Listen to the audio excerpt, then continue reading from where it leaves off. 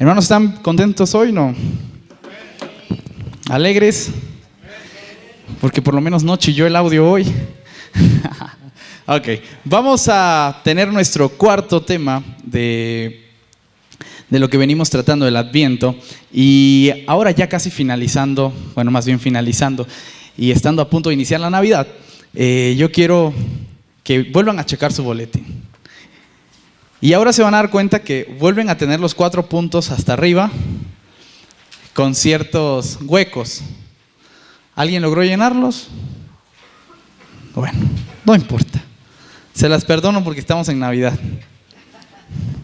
Pero la idea es que lo puedan llenar, ¿sale?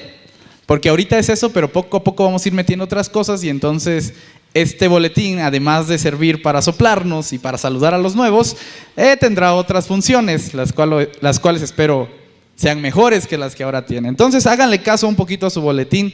Y el cuarto tema tiene como título para recibirlo a la derecha. Y como tema central, la caridad. Y como texto bíblico, bueno, hasta abajo de su boletín ustedes tienen que dice memorizar versículo clave.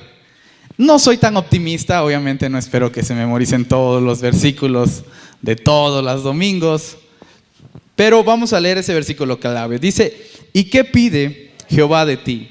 Solamente hacer justicia, amar misericordia y humillarte ante tu Dios. Vamos a leerlo una vez más. ¿Qué pide Jehová de ti? Solamente hacer justicia, amar misericordia y humillarte ante tu Dios. Vamos a hacer una oración, hermanos. Señor, una vez más delante de ti, papá, solo para rogarte que tu Espíritu sea aquel que nos dirija, Señor, que sea tu Espíritu Santo el que haga que tu palabra se vuelva realidad en nuestros corazones. Papá, te pido que tu Espíritu se mueva en este lugar, Señor, y que sea tu Espíritu quien nos ayude a comprender lo que tú tienes para nosotros. En el nombre de Jesús, amén. Hermanos, la voluntad de Dios. ¿Cuántos han escuchado acerca de la voluntad de Dios?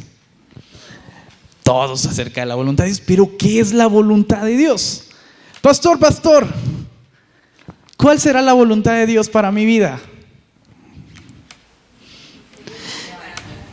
Y luego llegan: Pastor, ¿qué carrera quiere que estudie? ¿Cuál será la voluntad de Dios? Pastor, ¿con quién debo de casarme? Si yo supiera con quién me fuera a casar yo, me lo preguntaría a mí mismo. Dice: Pastor, ¿qué debería de hacer ante este problema y ante este asunto? ¿Cuál es la voluntad de Dios para este momento? Y entonces, ¿saben qué hacen, hermanos? Le ponen al pastor un jaque, pero de esos bien intensos.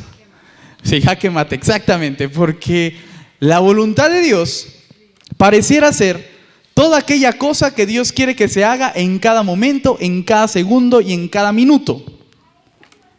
Y pretendemos saber todo eso.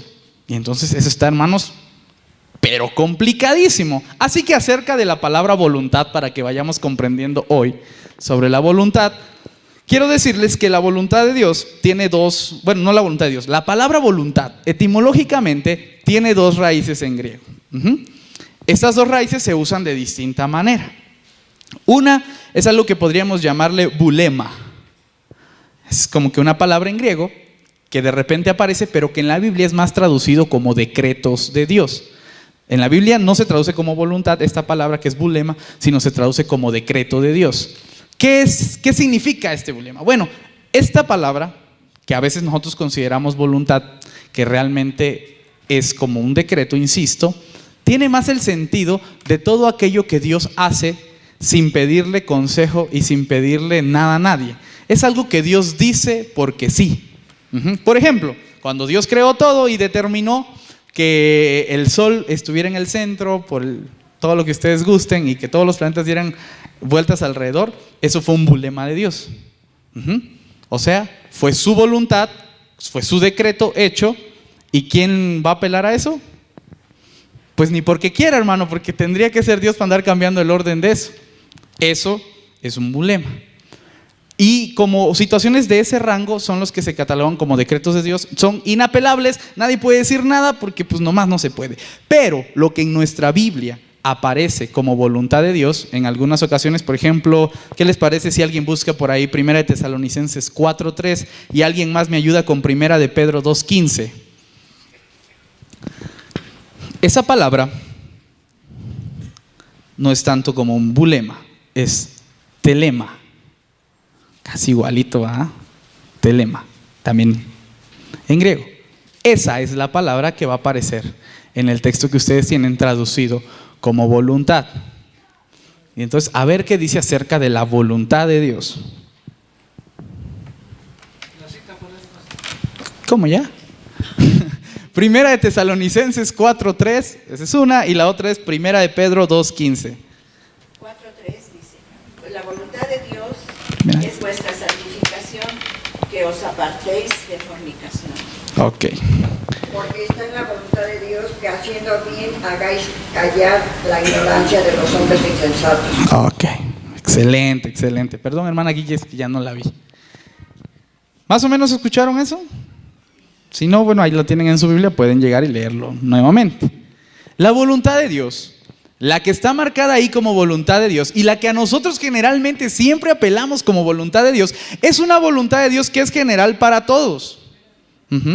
No hay una voluntad de Dios que tenga que ser específicamente para Él y para Él no le conviene. O sea, a Él y a Él y a Él, a todos, la voluntad de Dios, la que se maneja ahí como un telema, es la voluntad de Dios para todos. Y es la voluntad de Dios que todos nosotros debemos de cumplir. Lo demás, las especificaciones, las cosas chiquitas, aquellas cosas que tienen que ver con la especificación de mi vida o de la vida de alguien más, podemos llamarle de la manera que ustedes gusten.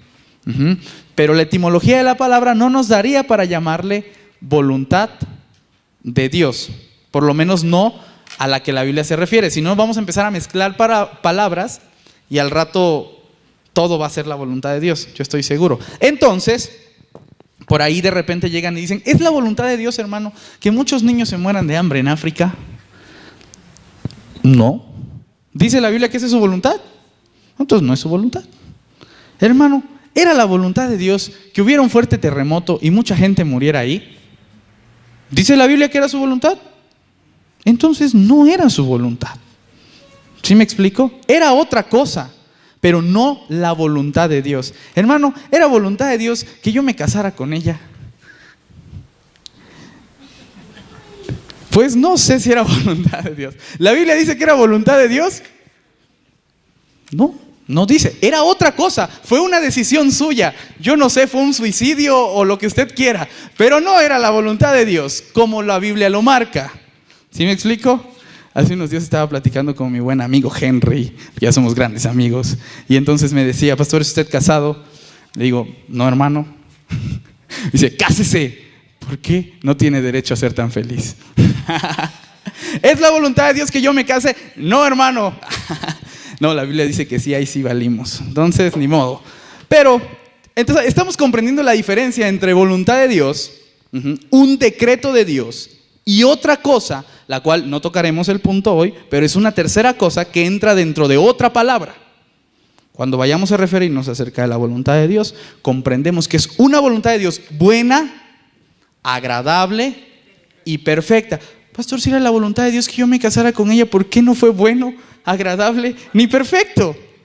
Ok, porque telema, que es la palabra voluntad en el texto, está aplicado para la voluntad de Dios, que es general para todos nosotros. ¿Claro entonces? Bien, por eso, mis queridos hermanos, ¿qué pide Jehová de ti? Solamente, y eso se va entendiendo como la voluntad de Dios, amar misericordia, hacer justicia y humillarte ante Dios. Como siempre digo, mis queridos hermanos, yo podría terminar la prédica aquí y todos nosotros estaríamos felices con esto, porque nos va a costar mucho ponerlo en práctica. Pero como no les gusta que yo hable tan poquito y me pagan por hablar, hablaré otros 40 minutos. Punto número 1, los resultados. Ya leímos el texto. ¿Es necesario o no leímos ese texto? Creo que leímos otro texto, ¿verdad? Bueno, entonces vamos a leer Mateo 25, 31 al 36, el cual yo ya tengo acá listo. del 31 al 36. Lo voy a leer por acá. Dice, cuando el Hijo del Hombre venga, porque hermano, sí o no, Adviento quiere decir, ¿estamos bien o no? Bueno. Cuando el Hijo del Hombre venga en su gloria y todos los santos ángeles con él, entonces se sentará en su trono de gloria. Cuenta la leyenda que serán reunidos delante de él todas las naciones y apartará a los unos de los otros como aparta el pastor a las ovejas de los cabritos. Yo todavía no los he apartado, así que todavía tienen chance de ser oveja y no cabrito. Y pondrá a las ovejas a su derecha y a los cabritos, pobres cabritos. Entonces el rey dirá a los de su derecha, que eran las ovejas: venid benditos de mi Padre, heredad del reino preparado para vosotros desde la fundación del mundo. Porque tuve hambre y me diste de comer, tuve sed y me diste de beber, fui forastero y me recogiste. Estuve desnudo, me cubriste, enfermo y me vestiste, en la cárcel y viniste a visitarme. Entonces los justos, las ovejas, dice, responderán, diciendo, Señor, ¿cuándo te vimos hambriento y te sustentamos, o sediento y te dimos de beber? ¿Y cuándo te vimos forastero y te recogimos, o desnudo y te cubrimos? ¿O cuándo te vimos enfermo o en la cárcel y vinimos a ti? Y respondiendo el rey, les dirá, de cierto os digo que en cuanto lo hicisteis a uno de estos mis hermanos más pequeños, a mí lo hicisteis. Entonces dirá también a los de su izquierda, apartaos de mí, malditos, al fuego eterno preparado para el diablo y sus ángeles. Nada más hago paréntesis. El fuego eterno preparado para el diablo y sus ángeles. El fuego eterno no estaba preparado para ustedes. Bueno, no para ustedes, para los que no van a ser ovejas, ¿no? El fuego eterno estaba... El fuego eterno estaba preparado para el diablo. Si usted se les quiere unir, allá usted, pero eso no era para usted, ¿sale? Y respondiendo el rey les halla la ley. Porque tuve hambre y no me diste de comer, tuve sed, no me diste de beber. Entonces también ellos le responderán diciendo, Señor, ¿cuándo te vimos hambriento, sediento, forastero? Entonces le responderá diciendo, de cierto os digo que en cuanto no lo hiciste a uno de estos más pequeños, tampoco a mí me lo hiciste. E irán estos al castigo eterno y los justos a la vida eterna.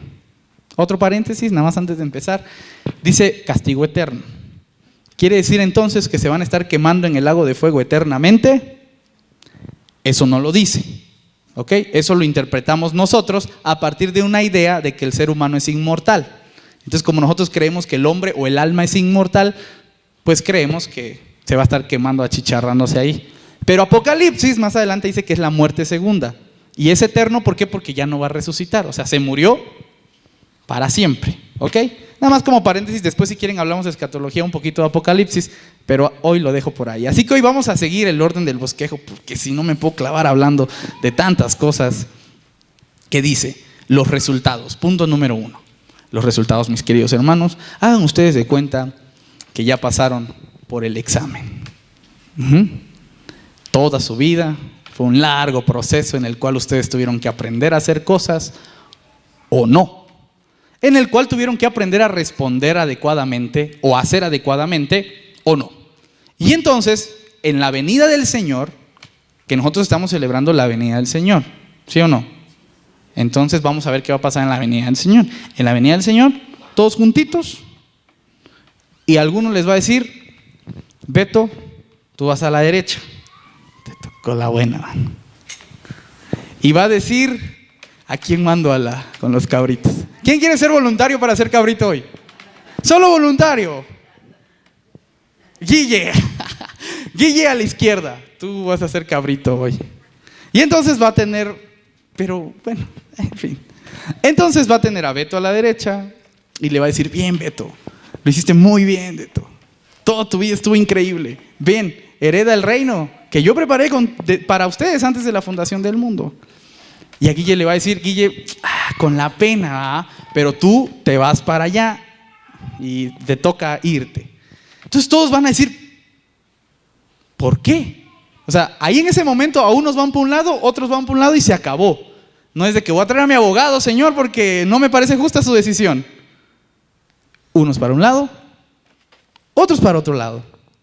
Y entonces, seguramente, en esta segunda parte, cuando vamos a tener los argumentos, que seguro es el punto 2, los parámetros de calificación, pues todos vamos a preguntar, ¿no? Oye, Señor, ¿y como que por qué?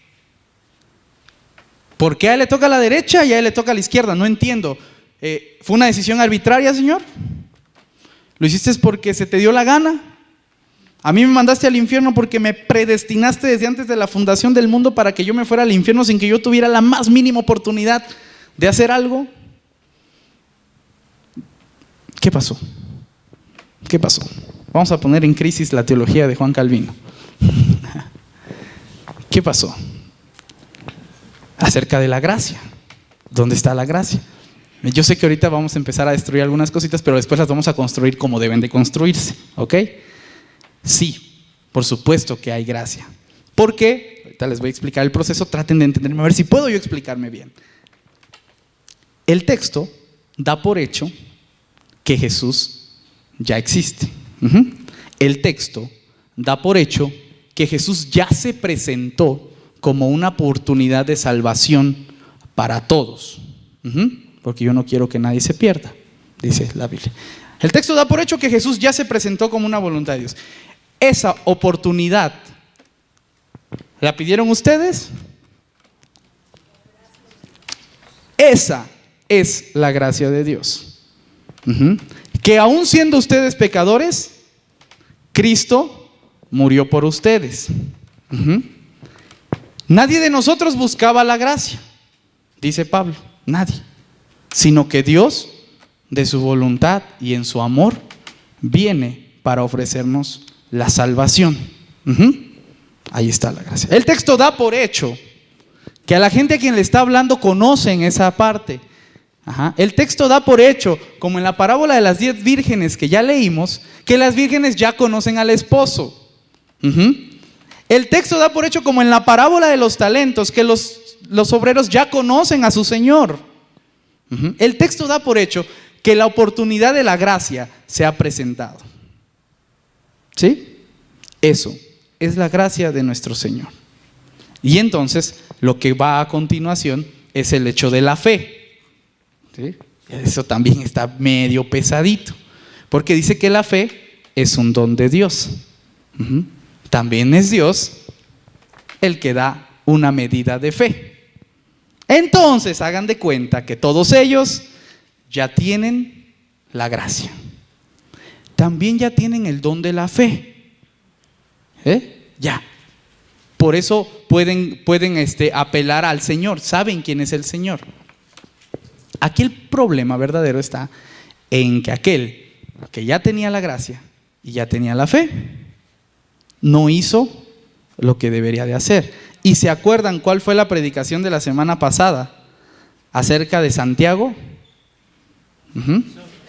Acerca de las obras. Porque Santiago literalmente dice: tu fe sin obras es muerta. Tú no tienes obras, aunque tengas fe, tu fe es muerta. Y aunque el don de Dios te haya dado la fe, si tú no haces las obras, tu fe es muerta. Y entonces la gracia no la recibiste, no aplicó para ti, la desechaste, la hiciste de menos, como diría Hebreos. ¿Cómo podemos menospreciar este don tan grande? Cuídenlo como si fuera una gran cosa. Y dice que lo cuidemos por algo, ¿no? La gracia, la fe, las obras. Y en este caso muy particular, Jesús, dentro de todo el proceso, al contarles la parábola, les está diciendo: ya tienen la gracia, ya les di el don para que ustedes crean. Pero tuve hambre y no me diste de comer. Pero tuve sed y no me diste de beber. Tú sabías que tenías que darme de beber. Tú sabías que tenías que darme de comer. Tú sabías que si estaba desnudo tenías que vestirme, ¿o no lo sabías? Y todos ellos dicen: sí lo sabíamos, pero es que no te vimos. Si te hubiéramos visto, pues te hubiéramos dado de comer. ¿No están diciendo eso ellos? Si te hubiéramos visto, te hubiéramos dado de tomar. ¿Qué pasa si Jesús entra aquí el día de hoy? Todos, Jesús, Señor Jesús, pase por favor. Le tiran alfombra, pétalos, todo lo que ustedes quieran. Le ofrecen su vasito con agua. Le dan de comer. Si hace frío y no trae suéter, todos ustedes van a querer quitarse su chamarra y dársela. Hasta se van a pelear para ver quién le da la chamarra a Jesús. ¿Sí o no? Dígame si estoy exagerando. No, eso vamos a hacer todos. Ellos ya sabían acerca de Jesús, ya lo conocían, ya sabían de quién se trataba. Por eso les digo, ya tenían la gracia, ya tenían el don de la fe, pero no quisieron ver a Jesús. Dijeron, si yo te hubiera visto, lo hago. Y Jesús les responde, sí me viste. Lo que pasa es que tú querías verme a tu manera y no en la manera en la que yo me presento. Tú querías verme como tú quieres y como a ti se te dé la gana, pero no en la manera en que yo me presento. Tú querías hacer las cosas como a ti más te gusten y yo quería que hicieras mi voluntad. Hermanos, ¿cuál es la voluntad de Dios? Hacer justicia, amar misericordia y humillarte ante tu Dios. ¿Van viendo ahora cómo se va uniendo todo? Hacer justicia, amar misericordia y humillarte ante tu Dios. Hoy quiero hablarles de una palabra para terminar este momento y después concluir con las premiaciones de este lado. Una palabra dice ágape. ¿Cuántos han escuchado el ágape? Hay 5 palabras en griego para decir amor. No 3, 5. Pero las otras 2 no aparecen en el texto bíblico. O sea, el texto bíblico no las usa. Realmente son 5. 3 son las que se usan en el texto bíblico. Ustedes las han de conocer re bien: el eros, el filos y el ágape. El ágape tiene una característica bien interesante, que si ustedes han leído Biblias católicas, que no sea Reina Valera. Ok. Cada vez que dice amor, las Biblias católicas generalmente no traducen amor, traducen caridad. ¿Sí les ha tocado toparse con una de esas? Y ustedes hasta se enojan, dicen, esto no es bíblico. Esta Biblia no es bíblica. ¿Por qué? Porque dice caridad y no dice amor como estamos acostumbrados a decirlo. Ahí va el pequeño detalle del amor ágape, que por eso los teólogos católicos deciden traducir como caridad. Lo que pasa es que el ágape, además de ser un amor sacrificial, porque siempre vemos ese sacrificio de Cristo, además de ser un amor incondicional, es un amor que da al otro. No es un amor que se queda con uno mismo. Ese amor no existe. Es el amor que siempre está buscando por el otro. Por eso el amor todo lo puede, todo lo da, porque el amor siempre es activo. Ese ágape siempre está dando algo. Y como está dando algo en físico, o sea, esa es la realidad. No es de que yo esté diciendo, yo te amo en ágape. No se puede hacer eso. Por eso cuando Jesús le pregunta a Pedro, Pedro, ¿me amas? Pedro no le puede contestar. Y dice, sí, Señor, sabes que te quiero como hermanos, pero sabes también, Jesús, que yo te voy a demostrar ese ágape. No te lo puedo decir. Y al final, Pedro no puede demostrar el ágape. El ágape no se puede decir. No se puede decir. Se tiene que mostrar. Y como el ágape se tiene que mostrar, entonces la Biblia no lo traduce como amor, porque en el español el amor, en español el amor, la palabra sí se puede decir. ¿A poco no? Yo te amo. Pero en el griego no se puede decir, se tiene que demostrar. Por eso los teólogos católicos deciden no poner amor en esa palabra. Deciden poner caridad, porque la caridad se puede decir. Se tiene que mostrar, si no, no es caridad. ¿Vamos bien hasta ahí? Entonces, ágape. ¿En qué consiste el ágape? El ágape consiste en hacer algo por el otro. El ágape consiste en darlo todo por el otro incondicionalmente. Ese ágape, que es la caridad, empezamos. ¿Cuál es la voluntad de Dios? Hacer justicia. No dice pedir justicia, hacer justicia. Hay un ejemplo de hacer justicia, no de pedir justicia. Está sentado el hermano Gil ahí y está sentado el hermano Gloria. Hermano Gil, ¿usted se puede parar tantito? Olivia, ¿le quita su lugar? Venga usted conmigo, Gil, venga. Usted me cae re bien. Además, cuando trae su chamarra esa de cuero, parece así como que va a salir a motociclear un rato. Entonces, hermano, que usted se quiere ir a sentar, pero ya le ganó Olivia. Siempre le gana su lugar, Olivia. Así es de abusivo. Trate usted de irse a sentar. Me siento arriba. No, hermano, ahí quédese. Pedir justicia. Olivia, ¿te puedes mover? No te muevas. Eso es pedir justicia. Hacer justicia. ¿Te me mueves, por favor? Que ahí tenés tu lugar así con la pena. Vas para el otro lado. Aquí. Por favor, me debe una. Gracias, pastor. De nada, Gil. ¿Ha notado usted la diferencia entre pedir justicia y hacer justicia? Hermanos, la iglesia se la pasa pidiendo justicia, a más no poder. Señor, por favor, haz justicia. Señor, por favor, cambia el mundo. Señor, por favor, haz algo. Y el texto dice, haz justicia. Medio pesado, ¿no? Medio pesado. Porque eso convierte a la iglesia. Ustedes yo no sé si han puesto tantito interés en su boletín, pero hasta arriba en su boletín, en letras chiquititas, después del texto donde está la línea negra, ¿qué dice? ¿Ustedes han puesto atención a eso? ¿Lo habían visto? Bueno, desde que llegué esto aparece en sus boletines. Y va a seguir apareciendo hasta que termine mi año aquí. O sea, ese es el tema del año. Porque esta iglesia tiene que estar haciendo algo allá afuera. Tiene que estar haciendo justicia. No pidiendo justicia, mi hermano. Haciendo justicia. No rogando ni mendigando justicia. Ay, justicia por aquí.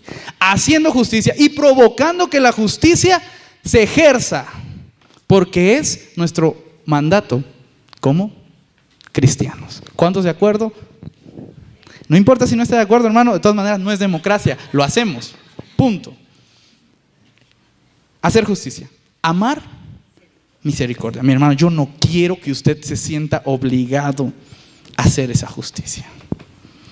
Esta palabra amor está en hebreo, no es el griego, porque este está en el Antiguo Testamento. Y no tiene que ver con el ágape, el cual no existía en el hebreo. Eso existe en el griego. Este deseo de amar misericordia tiene que ver con el hecho de hacer algo por pura voluntad. Hacer algo porque me gusta, porque lo anhelo, porque lo quiero hacer. Hermanos, yo amo predicar en este sentido. Me gusta estar aquí hablando. Me gusta. Y me gusta hacer misericordia. Es algo que yo quiero, que me nace, que anhelo, que deseo, que estoy buscando la oportunidad para hacerlo. Eso es amar misericordia. ¿Y qué es amar misericordia? Ahí va. Hacer algo por la persona en tanto logramos hacer la justicia. ¿Puedo repetirlo? Todos sí. Misericordia. Hacer algo por la persona en tanto logramos hacer la justicia. No se puede. Yo estoy consciente de eso. No voy a cambiar el país en un ratito, en 2 segundos. No lo voy a lograr. No voy a eliminar la pobreza. El mismo Jesús llega y dice, siempre habrá pobres entre ustedes. Siempre. Por eso, en tanto logramos quitar a todos los pobres, hacemos misericordia. Y amamos hacerlo. Nos gusta hacerlo. Nos encanta hacerlo. Pero eso no quiere decir que dejemos de hacer justicia. Porque ese es el fin último. La misericordia está como que en medio. En tanto lo logramos. Y para poder lograr hacer todo eso, y para que todo eso tenga el sentido que debe tener, humíllate ante tu Dios. Porque si no, tú puedes ser la mejor asociación civil del universo, pero tú no eres iglesia. Porque si tú no te humillas ante tu Dios, tú puedes ser el hombre más justo si quieres del universo. Puedes dar las tarifas más baratas en el mercado. Pero si tú no te humillas ante tu Dios, no sirve de nada. Tú puedes estar trayendo gente a cada rato a la iglesia y dando que chocolates, colchones, atún, todo lo que quieras. Si tú no te humillas ante tu Dios, eso no te sirve de nada, mi querido hermano, porque nosotros no estamos aquí para ser una iglesia de beneficencia. Somos una iglesia, no una asociación civil. Y como iglesia, nuestro fundamento y nuestra prioridad es Dios. Te humillas ante tu Dios. Haces misericordia en tanto logras hacer la justicia. ¿Estamos de acuerdo? Así funciona la iglesia. Así va a funcionar esta iglesia y así deberían de funcionar todas las iglesias. ¿Por qué, hermanos? Porque ese proceso se le conoce en una sola palabra como voluntad de Dios. Mis queridos hermanos, si usted en algún momento llega y me pregunta, pastor, ¿cuál es la voluntad de Dios? Y usa esa palabra, le voy a decir, humíllese ante su Dios, hermano, haga misericordia y póngase a hacer justicia. Esa es la voluntad de Dios. ¿Contentos o no contentos? Un día siento que todo esto me va a rebotar. Ya para terminar, que ya dimos toda la explicación, ya no pueden haber dudas, ya no puede haber nada. Ahora sí, ya para ir terminando, dice el punto número 3, las premiaciones. Jesús promete a algunos restauración y recompensas, y a otros, los que no han hecho caridad, los que no han amado en ágape al prójimo, ¿qué les promete? Destrucción. Si allá, en la voluntad de Dios, mi querido hermano, allá, en lo que yo no sé, y Él sí, estaba que usted vaya a ser salvo, como normalmente decimos, a pesar de que no hizo todo eso. Mire, hermano, eso es problema de Dios. Punto. Yo, aquí en la tierra, solo me puedo guiar por lo que sé. Él, allá, si quiere que rompa sus propias reglas, es su juego. Como dirían por ahí, es su perro y que él lo bañe. Es asunto suyo. Pero aquí yo respeto las reglas que me pusieron a mí para jugar en este juego, para estar en esta vida. Y en esta vida, aunque haya gracia, aunque haya el don de la fe, si yo no me pongo a hacer lo que tengo que hacer, tengo la posibilidad de que termine en el lago de fuego, que no era para mí. Porque Dios no quería que nosotros nos fuéramos al lago de fuego, era para el diablo y sus ángeles. Pero pues si yo tengo tantas ganas de unirme al juego allá con ellos, porque dicen que allá en el infierno las cosas van a estar mejor, pues bienvenido. ¿No? ¿Quién de ustedes quiere ir para allá? Como cabrito, las puertas están abiertas, váyase usted. ¿Quién de ustedes se quiere quedar acá como ovejas? El asunto está difícil, quédese usted. Por eso, apelando a mi buen amigo Moisés, sí, ese que abrió el mar, sí, ese que se enojó y le pegó a la piedra y salió agua, quiero decirles, mis queridos hermanos, he aquí pongo delante de ustedes dos caminos. Escojan el del bien y prosperarán. Escojan el del mal y serán destruidos. Así que ahora sí, si quieren que Cristo venga pronto. Que Dios les bendiga, hermanos.